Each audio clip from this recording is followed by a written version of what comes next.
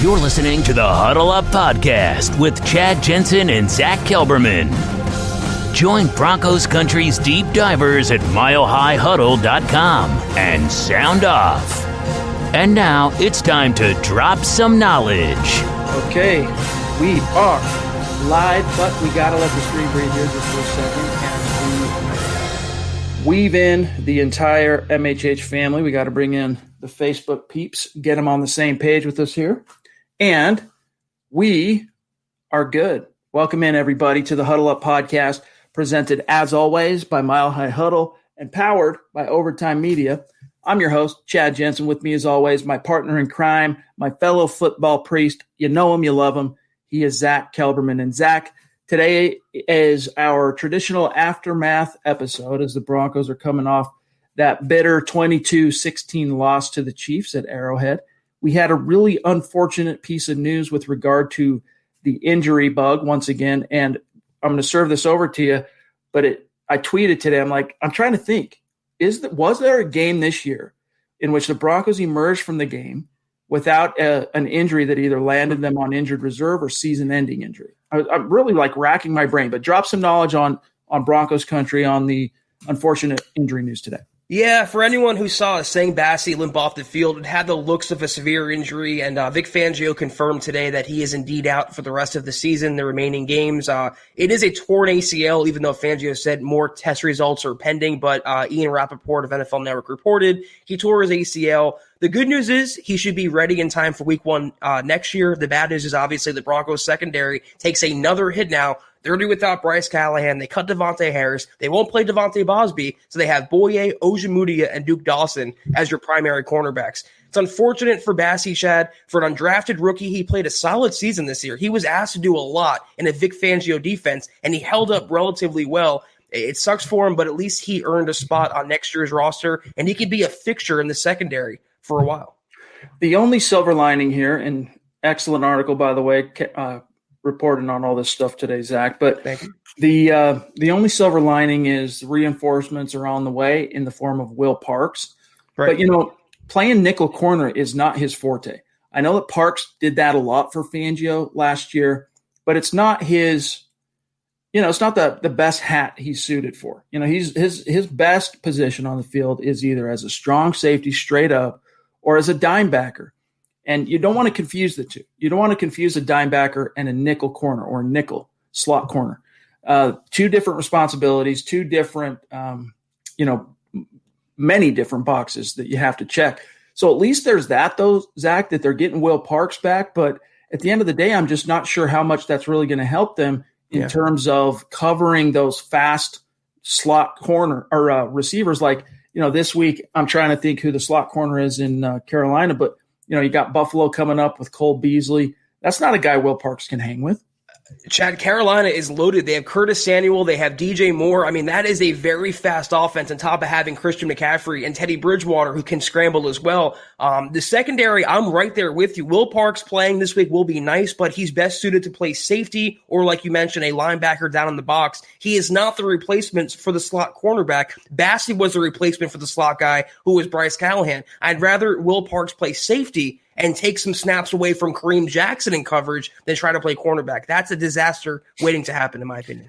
But, it's actually quite the success story if you're saying Bassi, because not only, he goes undrafted out of Wake Forest. The Broncos loved him, though. He was almost the 7th-round pick, he was on the table as an option for the Broncos late in that draft.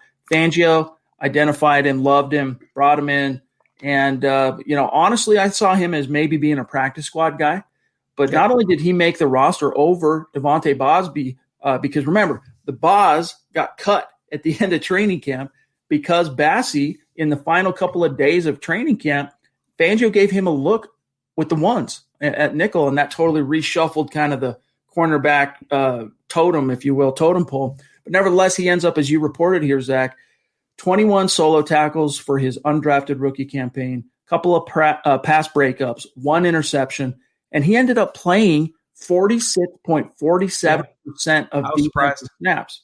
unbelievable. Yeah, I was surprised how heavy when I looked that up, how heavy he was used in that secondary. But that's really encouraging because he is an undrafted rookie. And to play cornerback or to play defensive back or really any position in the Vic Fangio defense, it's not for the faint of heart. You can't be stupid and play in a Vic Fangio D. So with Sang Bassi, he showed enough this year. Again, it's unfortunate that his season's cut short, but he showed enough in his limited time on the field where he could be a guy that can count on going forward. Maybe not a starter, but you can never have enough depth in that back end. And I think he's the fixture in that department.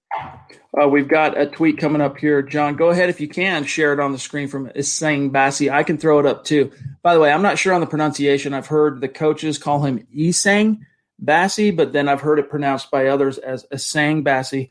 But here's Isang saying, thank you all for the well wishes. Lord, I trust you. Prayer hands. Hashtag FCHW. What does that mean, Zach? Interpret. I don't know. I have no idea. No, click on it. See where it takes you. Best wishes to Bassi and a speedy recovery. But gang, we got a lot more to get to tonight in terms of going through the aftermath of this pod. That's all right, John. Just 86 on out of there. A lot to get to. We see a bunch of questions. It's good to see each and every one of you. Charlie, you got Zach in the house, Travis, Stu Meat, Spicy Mike, Muhammad, the MHH male model in the house.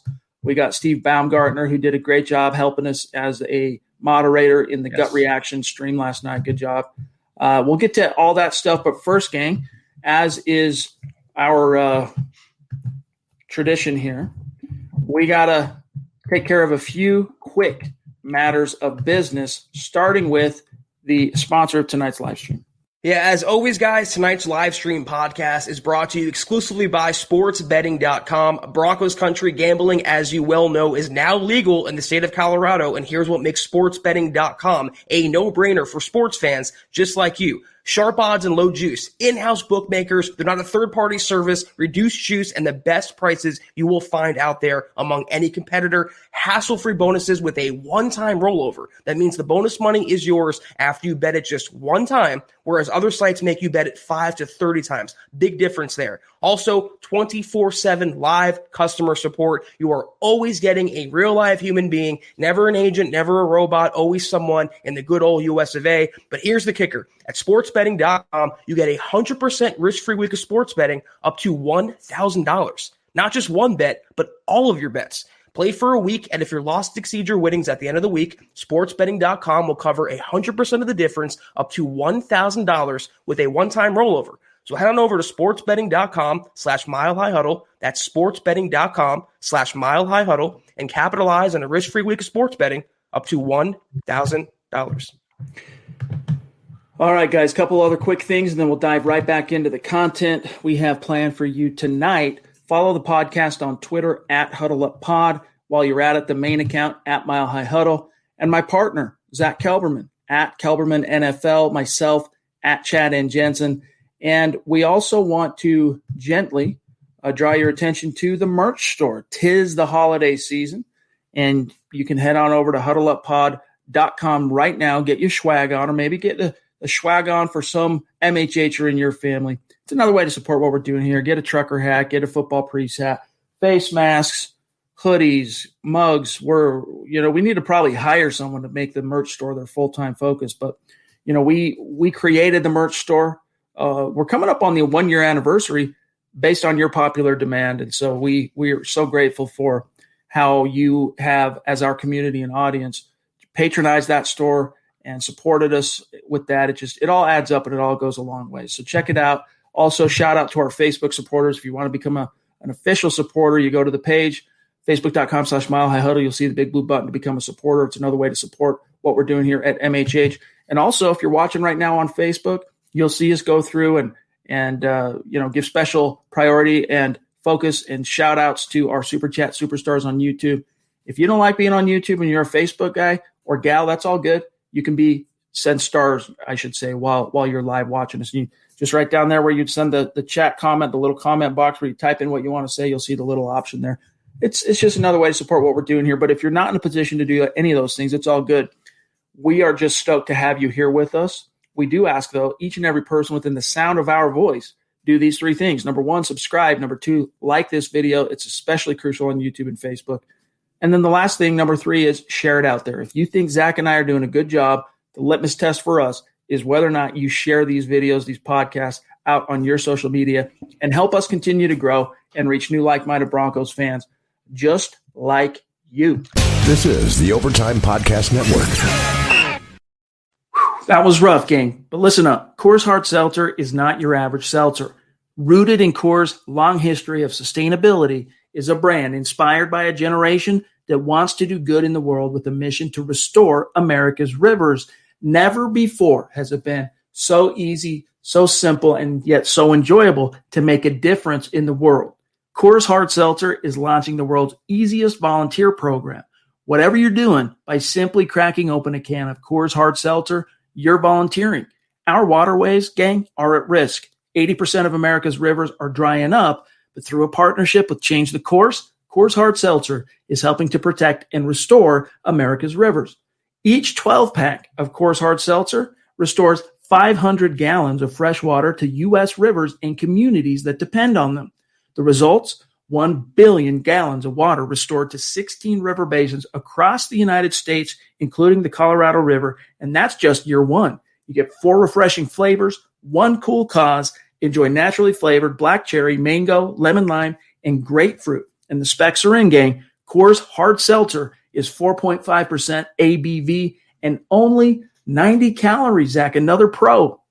Yeah, Chad, you mentioned it before. The second week in a row, another tough loss by the Broncos, but another opportunity for me for the second week in a row to enjoy a nice Coors Hard Seltzer. Last week it was mango. This week it was black cherry. I love them all, though, Chad. It really makes a losing effort in the NFL that much more palatable. So join the world's easiest volunteer program, gang, by simply drinking Coors Hard Seltzer.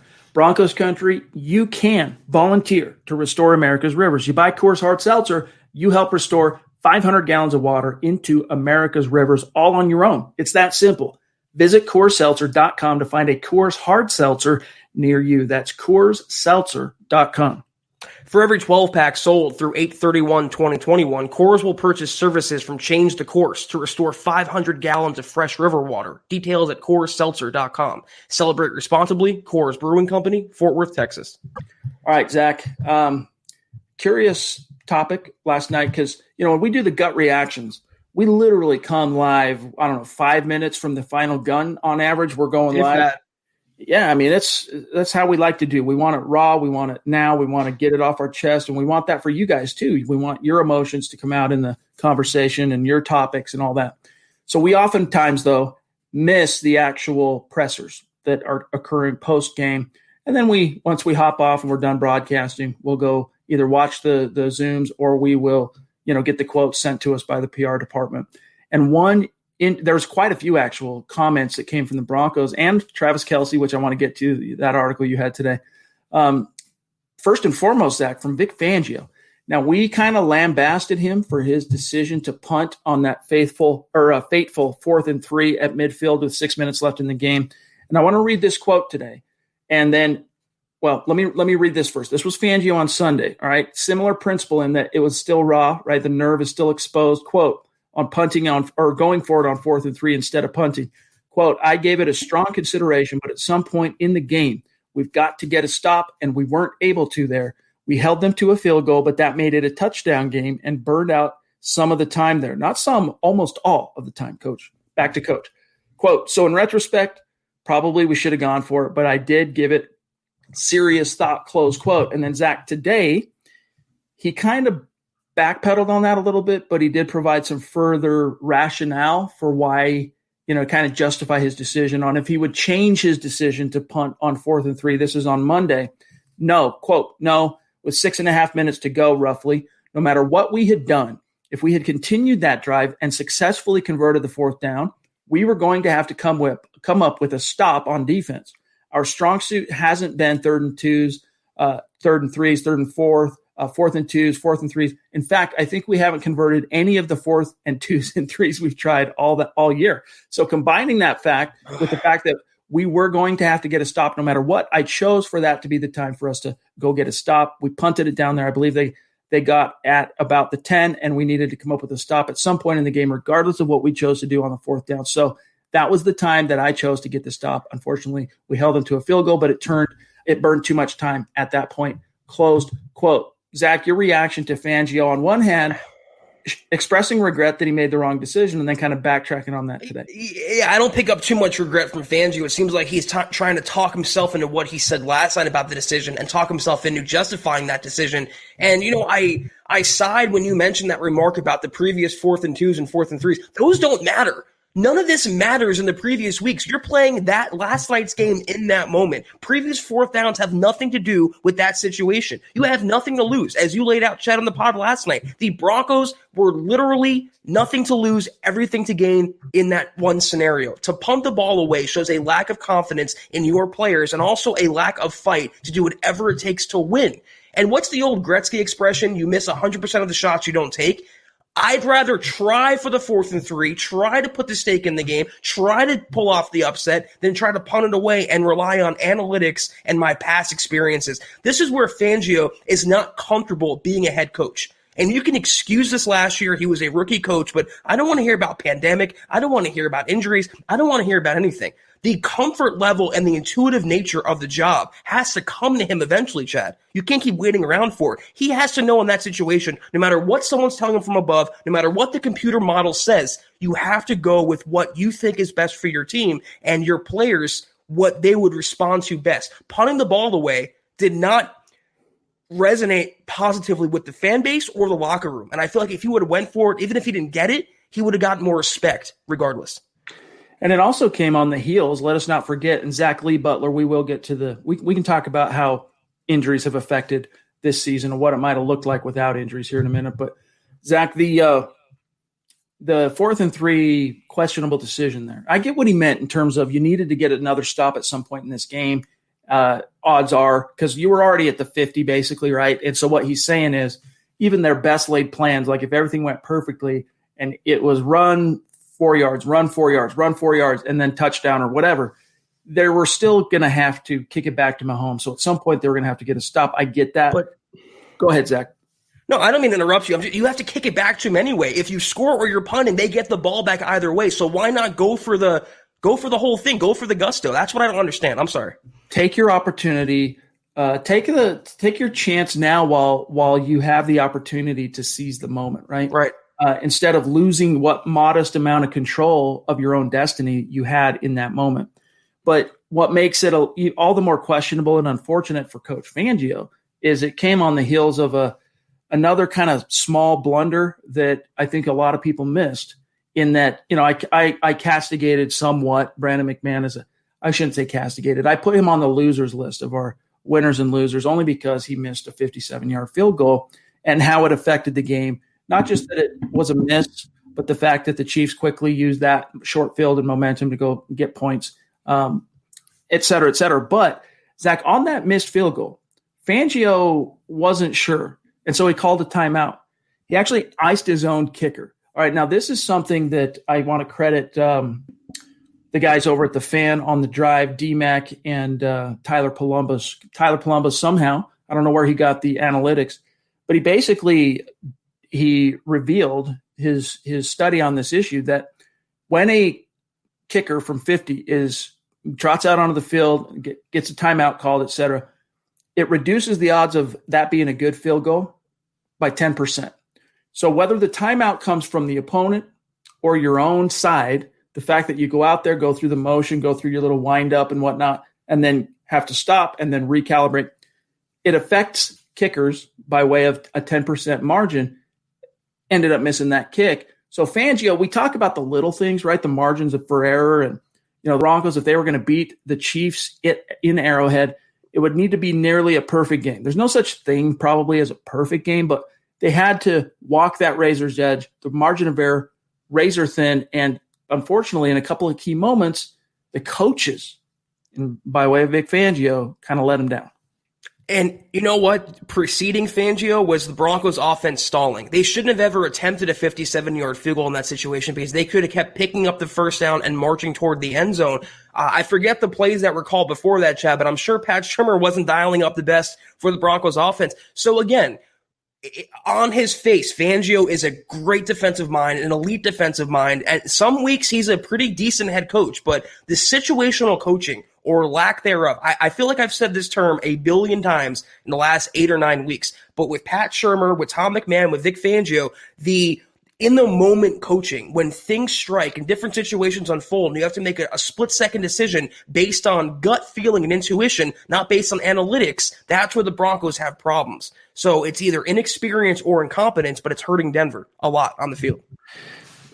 I mean, that's the thing is it's just one of those, it's a catch-22. You're damned if you do, damned if you don't when it comes to trying to analyze Vic Fangio's body of work as the head coach, because and just using yesterday's game as a microcosm, he calls a brilliant defense, forcing the Chiefs to dink and dunk up the field, up and a lot of yards and whatnot. But in the red zone, they hold them out, only allow one touchdown, and it was a brilliant game plan by Vic Fangio, who again using the little Dutch boy with his finger in the dike, trying to plug all these personnel holes and make his defense work and contend against a Goliath like the Chiefs with so many different backups at key positions.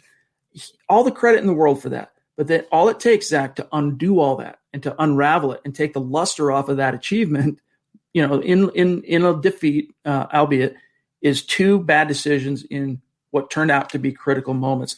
This is the Overtime Podcast Network. Zach, real quick here, David wants to know, Drew Lock is not very accurate on deep passes. Why don't we just dink and dunk down the field? We have a few shifty guys. Zach, everyone, they think Patrick Mahomes, for example. You see all the highlights, right? On Sunday night after the game, you're watching ESPN or NFL Network, or you're on YouTube, and you see the cut-ups of all the big plays, the highlights. And it's always Mahomes over the top deep, Tyreek Hill or Sammy Watkins or Travis Kelce. But if you actually chart that offense, Patrick Mahomes is arguably one of the greatest game managers. Yes. Dink, dunk, dink, dunk, dink, dunk. And then when he gets outside the pocket, boom, it is over the top and it is a touchdown. That's something that Drew Lock needs to learn how to do. Obviously, Patrick Mahomes' instinct and just feel for it. And, he's the unicorn. You can't try and compare what you have in Drew Lock to the unicorn that is Patrick Mahomes. But nevertheless, Drew Lock, when he gets outside the pocket, he typically tries to do the same thing. Go deep. But the problem is, when the play breaks down, right? Not necessarily a design boot or something. When the play's breaking down, he has to bust loose. That's when Mahomes goes for the throat, and more often than not, he comes out on top. In Drew Lock's case, he has that same instinct, but the problem is his read, his accuracy, and the whole shebang is not on point on the same level of Patrick Mahomes. And often it comes, Zach, the reason it becomes such a head scratcher, like the first pick he threw, where he threw it directly to the DB trying to get it to Troy Fumagalli on a broken play. He had Nick Vanette wide open underneath. Going like this. Yeah, he just doesn't take what the defense gives him, and he keeps missing that. And Fangio remained adamant today. He's like, look, one of the things I'll read the quote here in a minute to be specific, but Fangio said we did see development from Drew Lock, and that's an article probably that we need to get to. Fangio explains how Drew Lock has shown improvement and development. We'll get to that at some point in this week's work docket, but Drew Lock does need to get better as a deep passer, and not only from an accuracy perspective, but from a read, discerning what the defense, honing that instinct better. It's not been good up to this point. Great point you made, Chad. It's something I've noticed watching Kansas City's offense, and you know why they have the big plays, you know why they have the highlights, because they're never in, if you watch a Kansas City game, they're never in a 3rd and 10, 2nd and 11. They are always in 3rd and short, or not even 3rd down sometimes. They are always moving the ball down the field. It's always matriculating, positive momentum in every play. Mahomes isn't taking deep shots on every snap. He's checking down a lot. To Travis Kelce, to a running back, to a receiver. He's working the field entirely, Chad. So I thought this could be epitomized, this question, on the KJ Hamler drop. It was 3rd down and 3 in a clutch situation. You're calling a 20-yard play down the field. Why not something high percentage in the middle of the field, a swing pass, a screen pass, a quick into a receiver to get the first down and keep the chains moving? My answer to this question in a really roundabout way is coaching.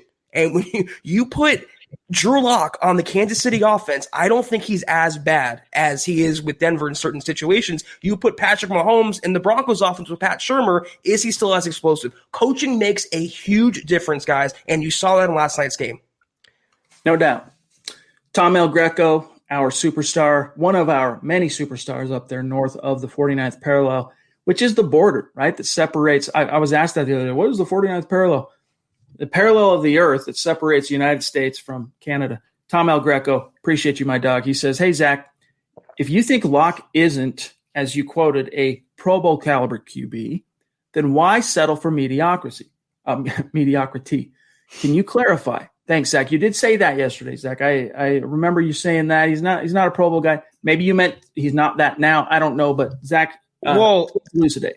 Well, I mean, I'm a huge Locke fan, but is he a Pro Bowl caliber quarterback? I don't think so based on what I've seen. Could he still be the franchise guy going forward? Could he still win the job for next year? Sure. And if he does that, takes a step forward, then he could be a Pro Bowl guy. But I think it's not reactionary or it's not biased to say right now, Chad, based on what we've seen, Pro Bowl guys don't throw 2 picks against the Chiefs and come up short with, a handful of passing yards. So for now, he has promise and he still has a ceiling and he's not as bad as some people make him out to be. But I don't think it's anything wrong to say he's on a Pro Bowl guy. And it's not settling for mediocrity. It's just calling like it is. If the Broncos, and I've been saying this for 3 years now, they don't need a Pro Bowl quarterback. They don't need an all-pro quarterback. They just need competency. They need consistency. They need above average quarterback play. With this defense, that's a playoff team. It's as simple as that.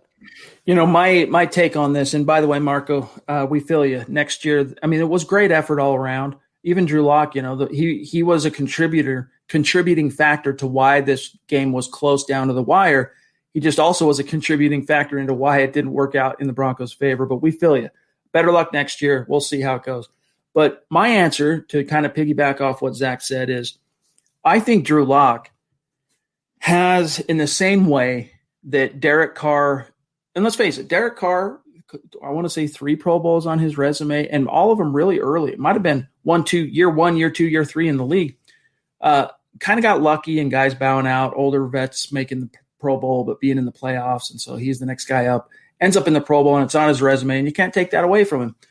In Drew Lock's case, I can see him to this day, right now, just based on what we've seen, I think he has the potential to be that kind of a guy, a Derek Carr type of, and this might, right now you might have, there might be listeners rolling their eyes going, oh, if Derek Carr is the ceiling on Drew Lock, then we need to move on.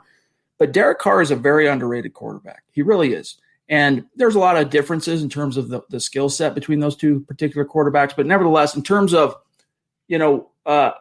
trajectory, arc, what you can kind of look at as a short-term ceiling for Drew Lock, I think something like that, where on his rookie deal, within that first 3 or 4 years, if the Broncos, can stay healthy and if they can keep the same coaching staff, and we'll see what happens with Pat Shurmur after this year and whatnot, I think he'll end up sticking around. But nevertheless, Drew Lock has the potential, if the Broncos do the right things, and if he does the right things development-wise, to be that kind of a guy and then continue to grow. I mean, even Ben Roethlisberger early in his career, he was a lot more fortunate in terms of getting the right coach, being drafted into a situation where he was getting the right coaching and benefiting from an elite defense early on in his career.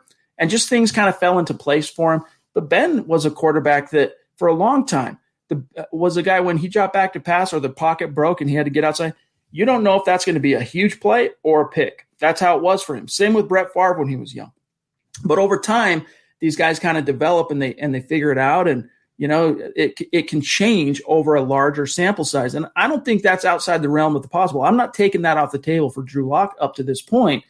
As it stands today, from what we've seen from Drew, has any of his body of work in 2020 been Pro Bowl caliber? Absolutely not. Not even close. But he's still a young guy within his rookie window. And when I say that, I mean, has he played or appeared in 16 games yet as a starting quarterback? He's inching close. He's getting there. Almost. He's 2 games away, I believe. But he's not quite there yet. So the jury's still out, but I'm not eliminating that as a possibility, Zach. But the thing about Derek Carr, and I agree with you, he's very underrated and gets a lot of flack for being on the Raiders and being in the West. And, Broncos fans naturally hate the guy. But who is the one team that beat the Chiefs this year? And what is the reason why the Raiders, for the most part, are in playoff contention? Their offense and Derek Carr. And John Gruden has done a really good job coaching and maximizing his ability. Derek Carr is never going to be Patrick Mahomes, but the Raiders realize that, and they're hiding his weaknesses for the most part and maximizing his strengths. And I saw a comment on the side here that says, put Locke in a Kyle Shanahan offense and see what happens. I venture to guess that Locke would be a lot more consistent. He would take a lot less stupid chances, and he put up better numbers with better coaching around him. So is there still room to grow? Yes. Have we seen flashes? Yes. Have anything indicated this season he could be a Pro Bowler? I love the guy a lot, but I can't go there yet. Kenneth wants to know, hey, do you think the Jets lost on purpose? No. Who plays man coverage, gets beat jumping a short route on a Hail Mary situation with no safety coverage over the top? The Jets do. That's what they do. Now Zach has a storied and sordid history with the Jets. He might be able to provide some additional insight on this. But nevertheless, there is a conspiracy theory going around out there that it was so just bizarre of a call. Just, a rookie defensive coordinator doesn't make that mistake, let alone a guy like Greg Williams, who, yes, he's known for being an aggressive blitzer, but has also been around the NFL block. He's been a head coach. He's been a defensive coordinator for probably freaking half the teams in the league. He's a multi-decade NFL coach. Was that the message? Was that, hey, gang, we want to maintain our number one, spot in the draft. We want to land Trevor Lawrence. Do not win this game. I don't know. I tend not to really believe that type of stuff, but it's definitely a conspiracy theory that, based on the surface, is alluring, right? Well, they fired him today, so that should end that conspiracy theory. I mean, if they wanted to tank, they wouldn't have fired the guy. I mean, it seemed like he went kind of rogue with that play call, but it was just stupidity. He literally cannot help himself. He calls zero blitzes like we drink water, Chad. Almost every other down, he's blitzing the opposing quarterback. And you know what? It's not in terms of theories or conspiracies or trying to tank. It's just a coach got lost in a stupid moment. And what I want to say about Fangio is, he's been around the block a while too, Chad, but he has to know, watching the Chiefs, you can't beat them playing cowardly or settling for field goals. Sometimes in the moment, coaches just get lost in their own minds. I agree. Bronco Batman's good to see you, my friend. Appreciate the super chat. He says, 4-0 these next games. Love the pod, guys. Denver Broncos for life. Hey, it's possible. I mean, if you look at the remaining slate, you got the Panthers on the road, home against the Bills, on the road, Chargers, home against the Raiders. Tough. So it's possible, but I think probably the best case scenario 2-2. I would say 3-1 is the absolute best case scenario. If you were asking me right now to make a pick and say, well, how do they finish these remaining four? I'm with you, Zach. I'm going 2-2. I just think the Broncos, they treated yesterday's game like their Super Bowl against it. They left it all out there. I mean, they pretty much battled for all 60 minutes, and I think that was the last bit of oomph they had this season. Now the playoffs are a pipe dream, and Locke hasn't stepped up to be the guy this season. I don't see 3 wins left in this team. I think they will beat Carolina this week, and they can beat the Chargers because they have already. They can beat the Raiders, but Buffalo's a tough opponent. The Raiders are tough. They're all tough. I think 2-2 with this team and these injury situations, I think that's a decent record to hope for. You end up, if that's the case, with 2 more wins, you end up as a 6-10 club. So you end up regressing by 1 win, based on Vic Fangio's maiden season as head coach. But in the face of the absolute epidemic of injuries, again, I think the Bronco brass is more inclined to view this as kind of a mulligan year for Coach Fangio. This is the Overtime Podcast Network. Zeus in the house. Stu McPeak, MHH Mount Rushmore. If you can look up and make out the face of that mountain through the clouds, the first visage you will see etched in that stone is Zeus McPeak. Love you, buddy. Appreciate your support as always. And we're just happy to have you in the stream, my friend. Yep. From Facebook, Josh brings up a hot button issue. Please tell me that Brett Rippon isn't up for consideration starting hearing rumors. Zach, we might be somewhat guilty of perpetuating the notion that it's a thing because we wrote an article today. I did covering what Vic Fangio said on this topic. But let me read to you the quote from Vic Fangio today. All right. Hey, these remaining 4 games, you've got another young quarterback in Brett Rippon, perhaps some potential there. Are you going to give him a shot at any point in these remaining 4 games? You ready for the quote? No. Boom. Done. Conversation over. Yeah, because, they get nothing but from playing the guy, Chad. I mean, he's a nice number 2 to have. He's never going to be a long-term starter, whereas Locke, the jury is still out on the guy, and they have 4 more games where they left to answer the question, is he the guy for 2021 and beyond that? So there's no point in playing any other quarterback except the one you're playing, because you have to answer that question. It's the most important part of this season. All right, I'm trying to find this tweet. I don't think he deleted it. Let me see. From Jerry Judy here. Hold on. I saw it. Maybe he did delete it. So this super chat here from Base Gase. Appreciate you, my friend. Good to see you. Base Gase is so consistent. Like, it's every single stream. My friend, I don't think you're on Twitter, because I've asked you many times, hey, are you on Twitter? Let's connect, blah, blah, blah. But what you should do is send Zach and I an email, milehighhuddle@gmail.com, and let's send you out a T-shirt. It's a small way that we can thank you for your support. It's just been consistent, day in, day out, all the shows, all 7 nights a week. You're supporting the pods, so reach out to us. We'll just want your T-shirt size and your shipping address. We'll get you a little T-shirt out. He says, "Did y'all see Jerry Judy's deleted tweet?" Oh, okay, so it was deleted. Sounded like a slight dig at Locke. So let me paraphrase. It said something to the effect of, at least I got my conditioning in, right? That's what he tweeted immediately following last night. Jerry Judy's stat line. Let me drop some knowledge on you real quick, and then we will. I'll serve this over to you. Jerry Judy's official stat line from last night: 4 targets, 1 catch, 5 yards, and it came on the Broncos' last drive, a desperate drive. So your thoughts, Zach? You know what? Maybe this is just the way I'm thinking, but it's not so much a dig at Locke. It's a dig on the coaches for not getting him involved. And, you can look at injury situations and poor quarterback play, but let me just reference the Cowboys really quickly. They've been on 4 quarterbacks this season. Ben DiNucci is worse than Drew Lock could ever be. And you know what? They still made it a point to get their first-round wide receiver, CeeDee Lamb, the football. 1 catch for 5 yards when he used a first-round pick, number 15 overall, on perhaps the best receiver in this draft class, is inexcusable. Jerry Judy's been a little ornery this year, Chad. He's made a little couple ripples in his comments and his body language, but this to me is frustration at the entire offensive scheme and operation, not just the quarterback.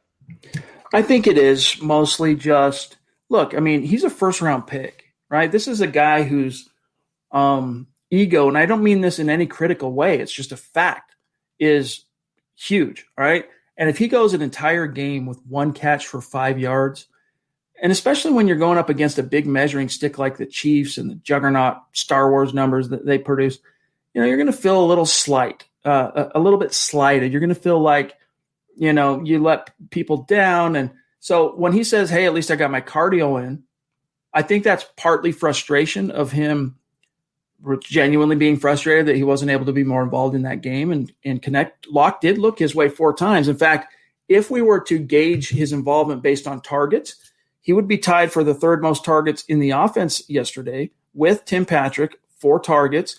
Fant led the way with 7, and then Hamler second with 5 targets in the passing game.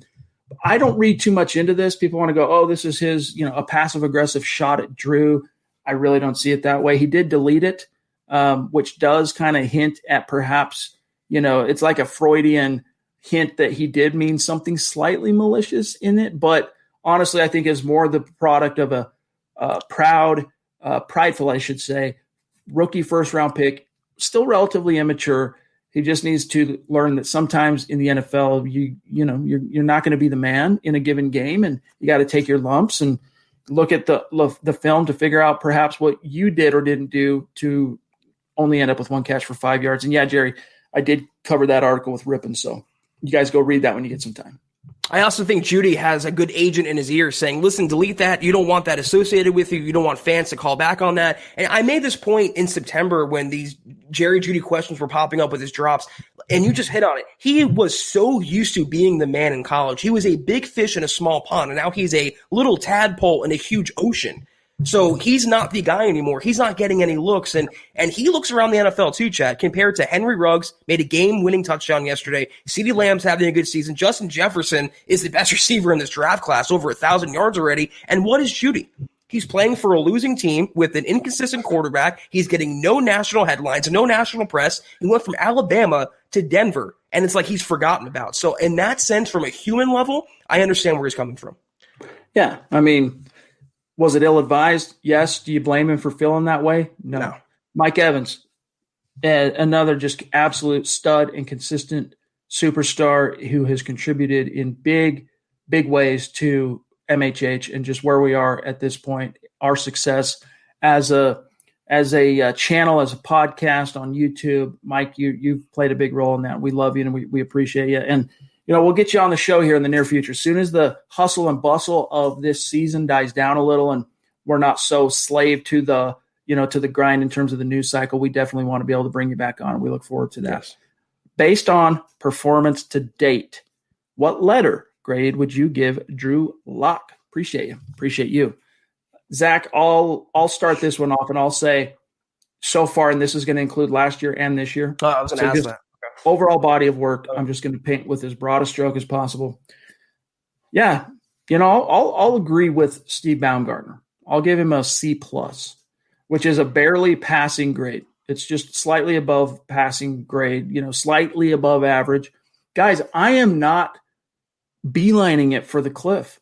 I am not beelining it for the panic button on Lock. Is it what we hoped and expected he'd be in year 2, sitting here now, heading into week 14? Absolutely not. But again, with the full scope of, early on this year, Zach, I took some flack because I said, look, show me the young quarterbacks that are just lighting it, going straight from the draft and lighting it up out, take the unicorns out of the equation like the Mahomeses and even the Lamars. Who else is doing that? And guys are like, well, what about Kyler? And look at what Joe Burrow's doing. Look at what Justin Herbert's doing. Well, guess what you've seen in the interim? You've seen that peak, and then you've seen that valley. And Drew has had those peaks and valleys, maybe not quite as high of peaks as some of these other guys that, he gets compared to. But nevertheless, it's par for the course. I expect Drew to have the ups and downs. I expect there to be inconsistencies. Do I want it to be better? Yes. I'm like John Elway talking to Broncos TV every Tuesday. I want to see more consistency. But a C+, I submit at this point, Zach, in the wake of all the injuries, in the wake of just a bizarre offseason and all the losses of reps and all that stuff, I submit that a C+ from Drew at this point isn't the worst thing in the world in terms of, if you're looking at holes in the boat or, bad results. It's not the worst thing. It's just, for me, comparing Lock, the 2019 quarterback, versus Lock, the 2020 quarterback, it's like apples and hand grenades. It's two different guys, Chad. Two different coaches, two different schemes. I thought last year he was a B-. He went 4-1. Scangarello was really, looking back on it in hindsight, doing a lot of magic with Drew Lock, calling plays that maximize, for the most part, his skill sets and his strengths and hiding his weaknesses. There's a reason why, again, I know the film wasn't out. He went 4-1 coming off cold off the bench. Last year, B-. This year, oh man, if there was something between D+ and C-, I'd probably give him that. He's just been a little too inconsistent. And I understand, I'm not faulting him for the inaccuracy or not seeing certain one or not going through his reads. The hero ball moments are what lose me, because you're literally going like this. Here, take it. I don't want it. You guys can have the ball. We don't want to win this game. You can't do that, especially when playing the Kansas City Chiefs. You have to play your best game, like you mentioned, Chad, on your P's and Q's 100% of the time, 60 minutes every second. That's what loses me this season. But I don't fault him 100% because it's on his coaches to coach that out of him. He should never be out there making the same mistakes now going into week 14 as he was making in week 1 and in week whatever last year. So it's hard for me to judge or grade Lock with this set of coaches, with this set of circumstances. I think this year, last year B-, this year I'll say C- for Lock. So not too terrible. I think that's fair. I really do. It's really interesting you bring up the different coaches and how much that affects the developmental curve of a young quarterback. Last year, one of the things we consistently heard both from Lock, once he became the starter, and offensive coordinator Rich Scangarello, which we got to talk to him once a week, just like we get to talk to Pat once a week, was the fact that the emphasis was, hey, it's okay when you're a young quarterback. I mean, it's not ideal. We don't love it, but it's okay if you make a mistake. The key is not repeating it. Locke did a phenomenal job last year of, when he would make that mistake, not repeating it. This year, throw that out the window. It's the same mistake over and over and over again.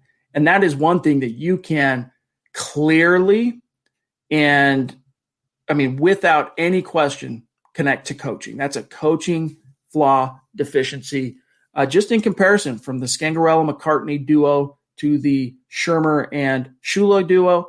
And it's very disappointing, Zach, because the duo currently coaching him brings a much more significant wealth of NFL experience to the table than Skangs and TC. Mr. Boggins jumping in, one of our superstars, and also a guy that is very helpful to MHH on Facebook with our Facebook, or what is it called? The MHH Denver Broncos super fan group that's connected to our page.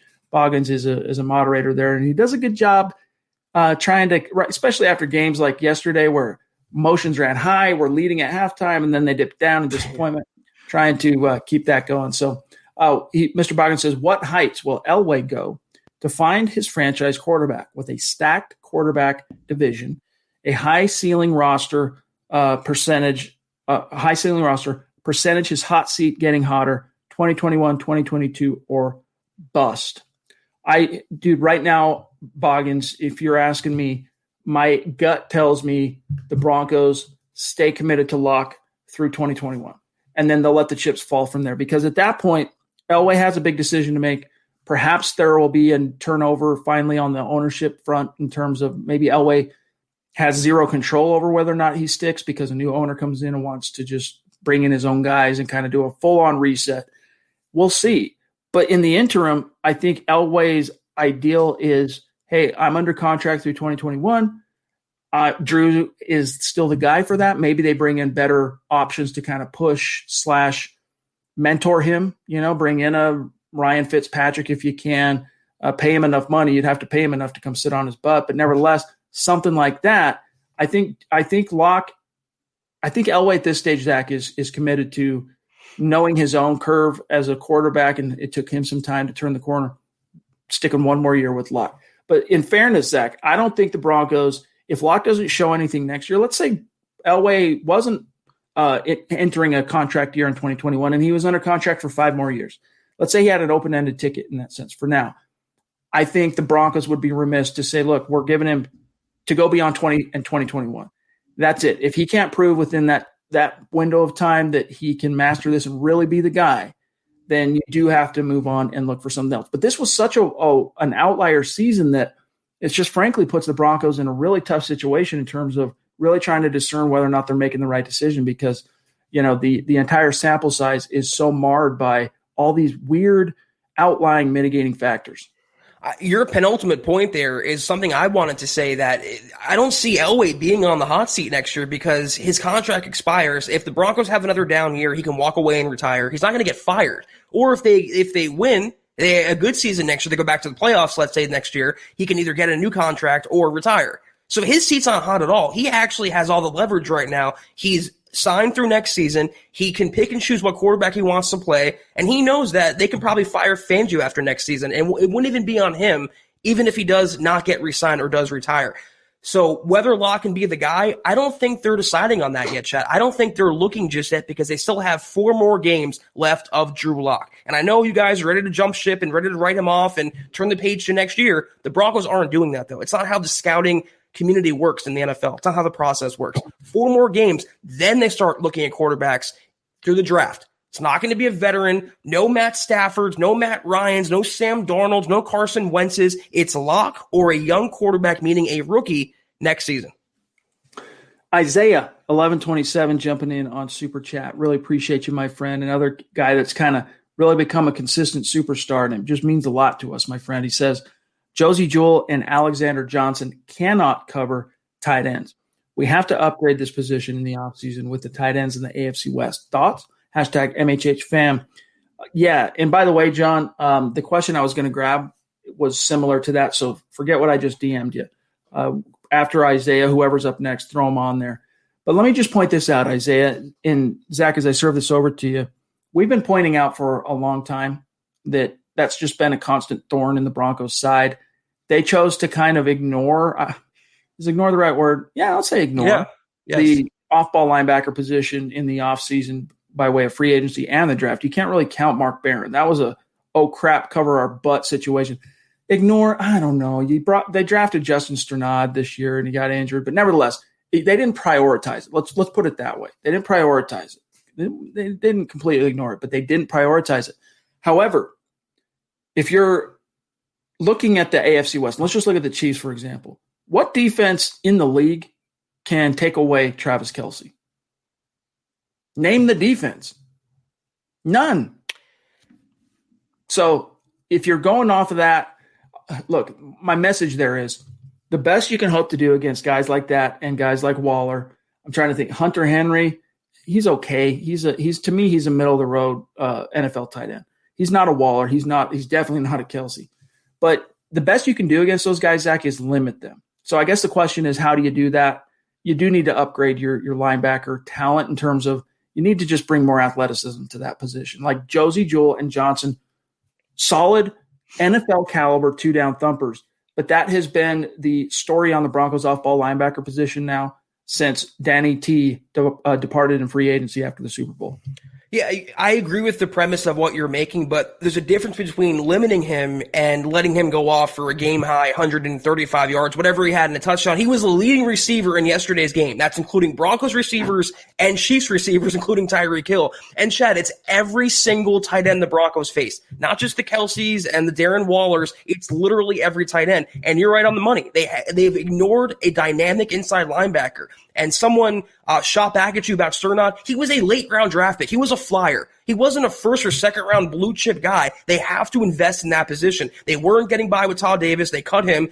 Josie Jewell is, like you said, great in run support. AJ is good in run support, not that great in coverage. Until they get that 3-down Patrick Willis or Navarro Bowman, they're going to keep struggling, or Luke Kuechly. They have to get that guy in the building. I got a question on Twitter today. The Broncos right now are slated to pick number 10 overall in the draft. And I was asked, what positions should they target? Quarterback, offensive line, defensive back, but inside linebacker has to be on that list. They cannot keep ignoring it in today's NFL, which is a passing league. Well said. Lawrence Rivera jumping in. It's good to see you, my friend. This is a cat that has increasingly become a big-time supporter of MHH, and it just means a lot to us, my friend. He says, we have the best receiver core we've had in years. How long till Vic realizes this is a sport and let players compete for quarterback? So do you really think, well, I don't know. I was just going to say, do you really think anyone that's currently on the roster could truly beat Locke in an open competition?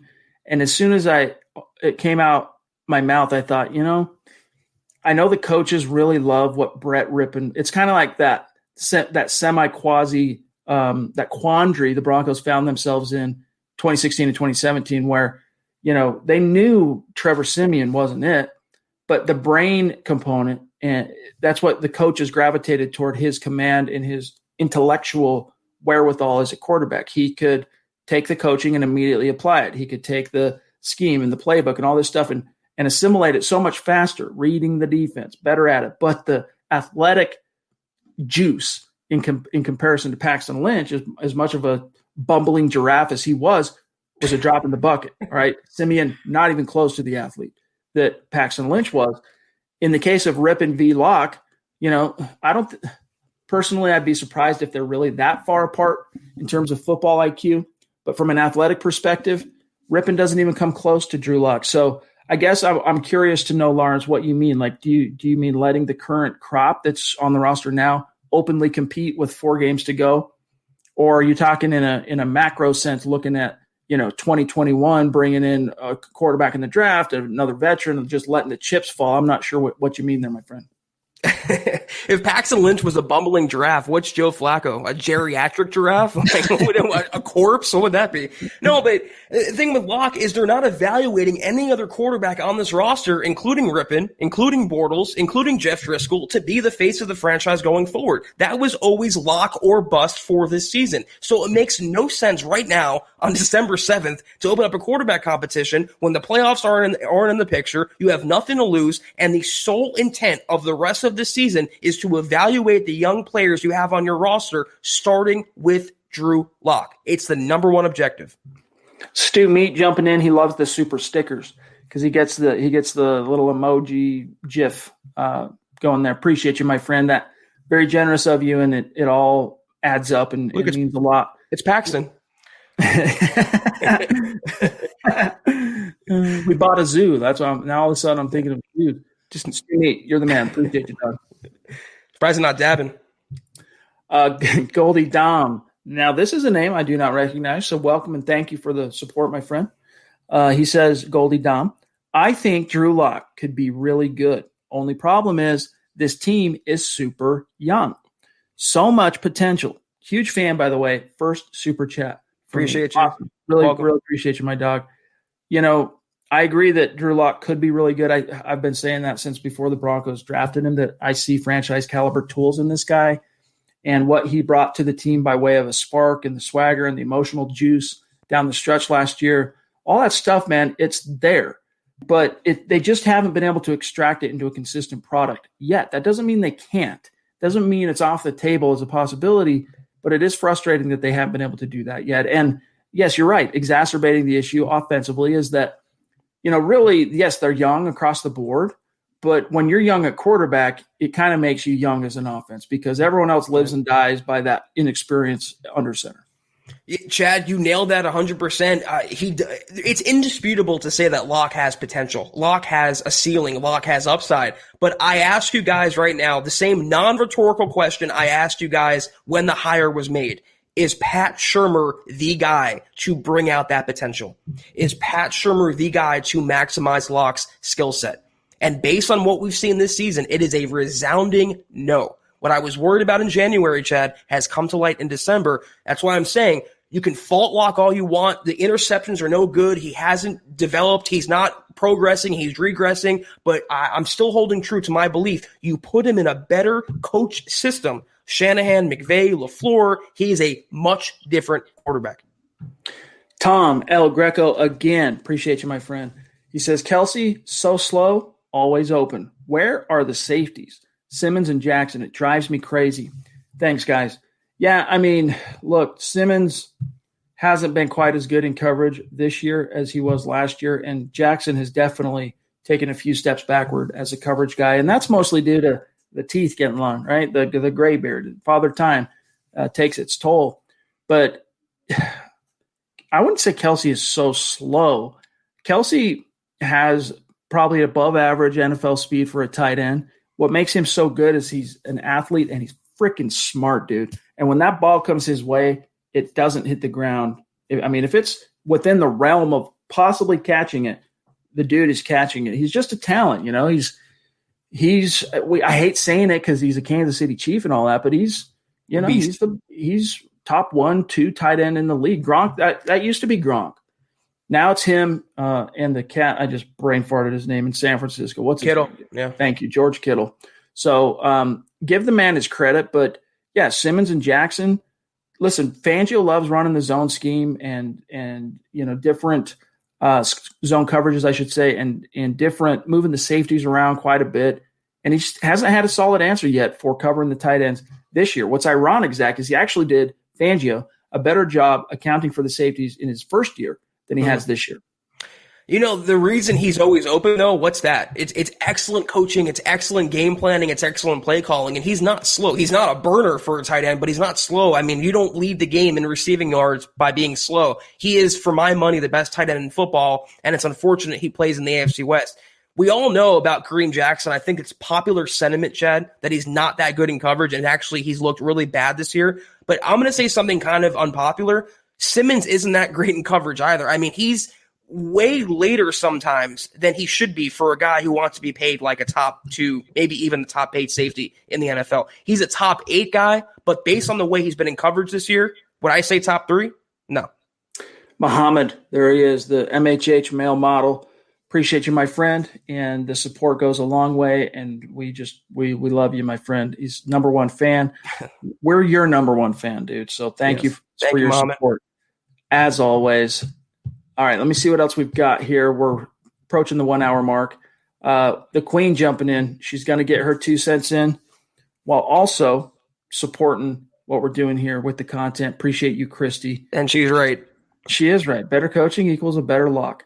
I wish it were a more convenient answer because this is super inconvenient that you fired the guy that actually did what very few people in the NFL thought could be done.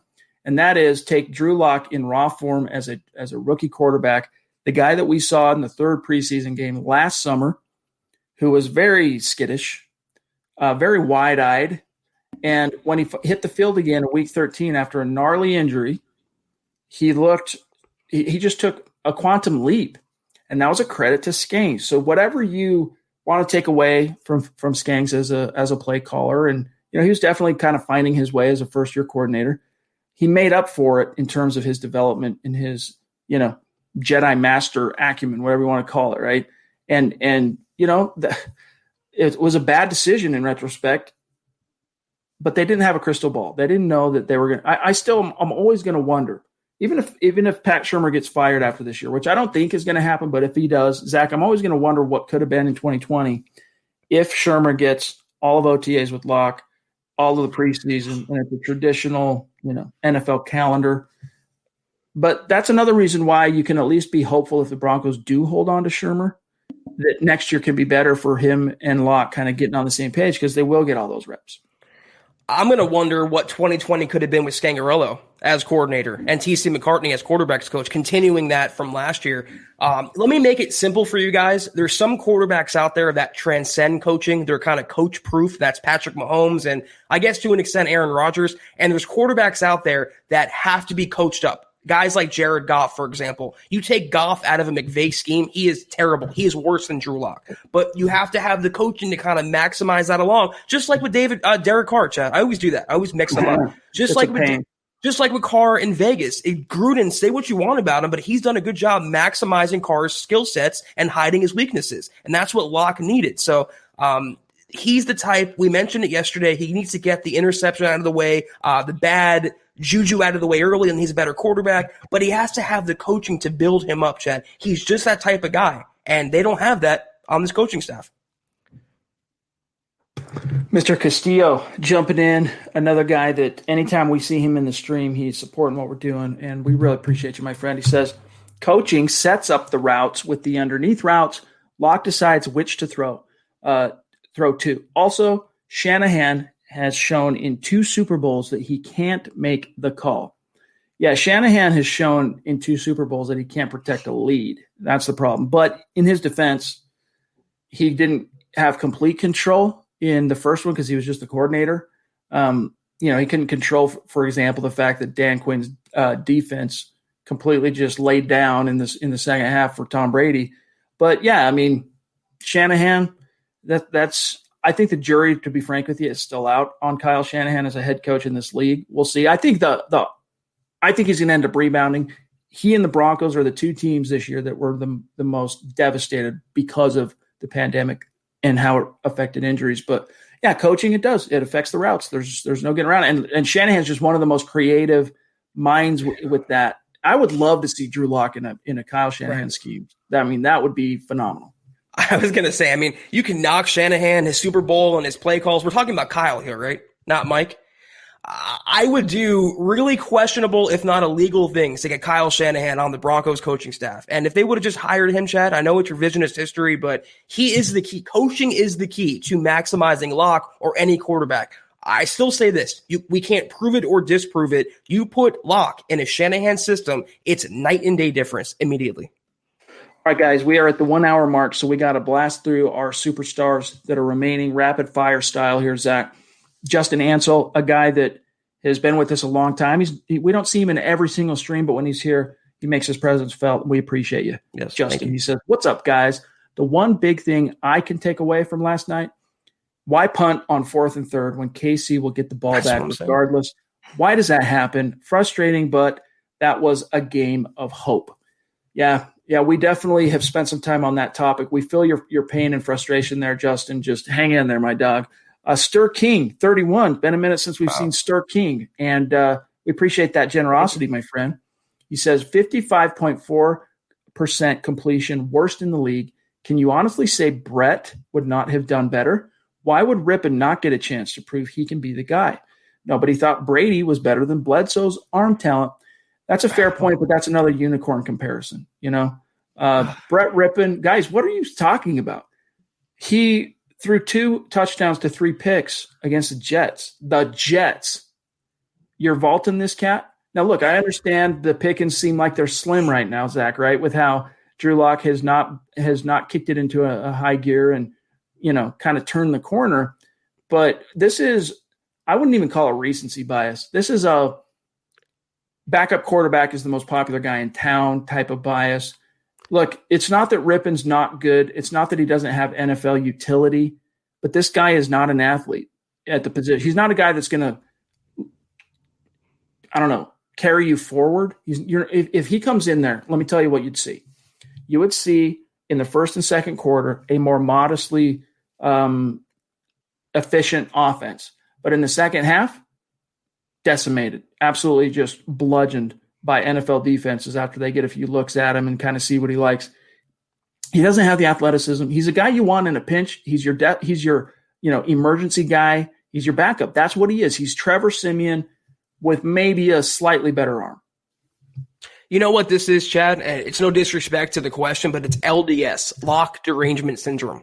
We're literally comparing Brett Rippon to Tom Brady now. Is that how much we all hate Drew Lock out there? Is it really that bad? And I'm with you. What did Rippon do that was so overwhelmingly amazing in that Jets game? They beat the Jets. If you watch yesterday's game, it should prove they are a joke franchise. That win shouldn't even count. Yes, a win is a win, but it should not make Rippon get credit, toward a starting job or put him ahead of Lock on the depth chart. He is not going to be the number one. He was not drafted, obviously for that reason. He's a low-level backup to have, like you said, Chad, in the mold of a Trevor Siemian. You have to answer whether Lock can be the guy. There's no other quarterback that question applies to on the Broncos roster except for Lock. Now, if Drew went down and was a loss for the season, I would be saying give as many, if not all, the reps to Rippon as you can because, there is the outside chance that he could be that Tom Brady. But even compared to Tom Brady, who you want to talk about a giraffe, turn on the recording of him running the 40 at the combine, dude, as a rookie entering the league. But he does have an above average, slightly above average NFL arm, especially in his prime. And he is the alpha to end all alphas when it comes to the quarterback position. And, I've been in the presence of Brett Rippon. He's a quiet cat, dude. He's very reserved, quiet confidence. There's a confidence there. Don't get me wrong, but he's not that. All right. Discount Audio and Wheels, our friend Tony jumping in with the generous super. Love you, my friend. Good to see you. He says they should publicly say Rippon always has a shot. Maybe that makes Locke look over his shoulder a bit and play better. If you're worried Locke can't handle that, then he definitely isn't your guy. Make Locke compete and fight for 21. That's a fair point in terms of some old school Bill Parcells head coach quarterback psychology. Zach, what say you? I don't subscribe to it. Not in today's NFL. I'm not saying you have to coddle your quarterback, but having that level of fear, instilling that level of uncertainty or tentativeness is not the way to go about building a locker room or building an offense. You have to separate the guy from the rest. It's the same reason why the drawn-out quarterback competitions that the fan made such a big deal out of with Team Trevor and Team Paxton, all it was doing was hurting the Broncos. You need to, that full-time guy, the quarterback one in your room, needs to get the full number of reps with the rest of the first stringers. It makes no sense having Fangio say, well, Drew, you might play better, or else you're going to get benched. It's not how you build a quarterback. It's actually the opposite. You can't nag him to death. He wouldn't respond to that any better than giving him no leash at all. So I just think you have to roll with the punches. This is what the NFL is with a young quarterback, especially one that you don't win with right away. It's a process. It's up and down. It's a roller coaster, and the Broncos just have to stay on that ride for 4 more weeks. Cody jumping in. Thank you, Cody Potter. It's good to see you, my friend. Consistent as well. We love you. Appreciate you. He says they need veteran presence on the offensive leadership, and they might do that. They might bring in a vet to kind of help mentor and kind of steward Lock forward. We'll see. Shout out to RIPTG, who is, from my understanding, if I remember this right, John, correct me if I'm wrong in the DM here, related to one of our Hall of Fame superstars, TG, who, to our understanding, we've never had perfect clarity on this, is no longer with us, but nevertheless, RIPTG. Appreciate you, my friend. And we mostly, I share the spirit of what you're saying there. Also, I want to shout out real quick because we're about to get out of here. Albert Knoppers, who's just a longtime MHH supporter. He's an official Facebook supporter of MHH, and he jumps onto Super Chat sometimes just to show support. It's good to see you, my friend. Here's Jason Christopher. Yes. Pay Shelby, guys. Appreciate the super. He says, Shelby Harris gets an A-plus grade for the season for me. Hashtag pay Shelby. Yeah, undoubtedly. It's just a shame and a tragedy that he had to miss 4 games because he was just he showed it again yesterday. Conditioning gone, and yet he steps onto the field, affects the game in a big, bad way. And then Stu Meat, appreciate that. Aloha to you as well.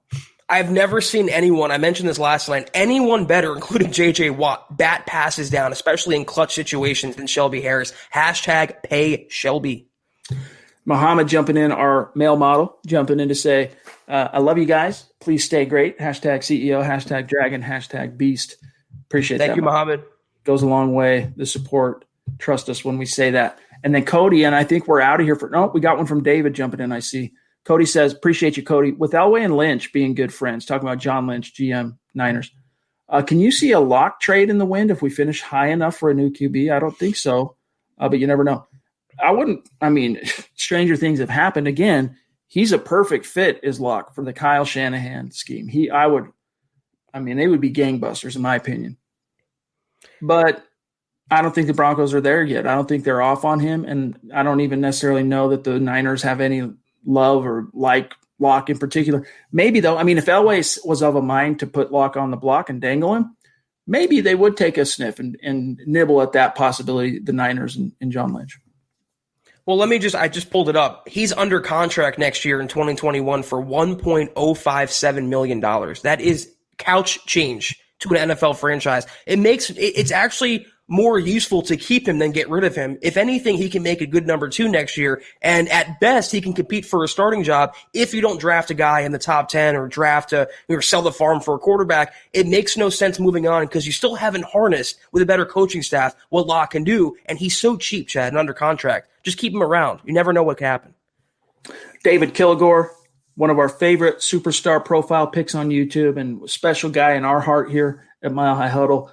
Thank you, David. He says, why can't we see Blake Bortles? He was an NFL starter and had that experience. Was, for a reason. Yes, because it doesn't move the needle forward. The season's lost, David. So at this point, it's, again, using these reps to try and set you up for a better future. Bortles doesn't do that. And maybe you end up not liking what you see from Locke, and after this season make a decision to move on at the quarterback position. But these 4 games provided you that body of work to complete that evaluation and move on. So Bortles wouldn't move that needle forward in any way, shape, or form. Now, if you said maybe you're of the opinion Bortles gives you a better chance to go in and beat the Panthers than Drew Lock, I don't know where you're seeing that. Bortles had 1 solid year, 1, and he was dragged by hook and crook by that defense in Jacksonville. So he's replacement. He's not even replacement level backup. Like, he's bottom of the barrel backup, a guy that wasn't even on a roster when Drew Lock went down in week 2. That's Blake Bortles. He's not a replacement level. He's the backup that gets replaced. And the thing with Bortles, take away 2017. Did you guys watch him in Jacksonville? Okay, now expect to watch him. Imagine watching him with a Pat Shurmur called offense. Cue the Benny Hill theme music, Chad. Indeed. Love you, David. Seriously. Really appreciate you, my friend. And we appreciate each and every one of you for spending some time with us here tonight. We really have just a unique love and appreciation for the Super Chat superstars and our Facebook supporters and those of you who generously give us stars on Facebook, because it allows us the means, okay, to continue to prioritize this content for you religiously. Every day, 6 p.m. to 7, you're getting a live stream podcast. You're getting an hour plus of our time, not just sitting here talking to you, but the time we spend planning what we're going to talk about on the show, buying the gear that it takes to do these podcasts and the lights and the mics and all the different things that go into this stuff behind the scenes. You guys provide us the means to do that, to budget that time. And, maybe we'd be writing articles instead, and that's just something that we have to thank you for. It just means the world to us, Zach. Yeah, I mean, I can't say it better than that. I mean, we say this at least a couple times a week, and every single time it's more genuine than the last. We have so much appreciation and gratitude for every single viewer, every single comment, every single penny, every single second you guys spend with us. We cannot say we appreciate it any more than we do. It's purely heartfelt, guys. Thank you. Last thing here, Huddle Up Pod on Twitter. Also, you want to follow the main account at Mile High Huddle. You want to follow Zack Kelberman at Kelberman NFL. Myself at Chad and Jensen, and then also our producer, John Cronenberg, on Twitter at John K. MHH. Oh, wait, John's giving me okay, we got one more, a super sticker from Muhammad on the way out the door. Appreciate you, my dog. Very, very generous of you today. So, but thanks, guys. We're off tomorrow, Zach and I. You'll get Nick and Carl and a fresh episode of Building the Broncos, but Zach and I will be back Wednesday night, 6 p.m. Mountain, 8 p.m. Eastern, and there's Muhammad's super sticker. Appreciate you, my friend. But Zach, have a great start to your week, my friend. We'll see how things shake out when we circle back on Wednesday. We'll start taking a look at the Panthers. Yeah, I can't get that pair doing Taekwondo out of my mind. That's pretty trippy super sticker. Thank you so much, guys. Thank you, Chad. I'll see you on Wednesday. And until next time, and as always, go Broncos. You've been listening to the Huddle Up Podcast. Join Broncos Country's deep divers at milehighhuddle.com to keep the conversation going.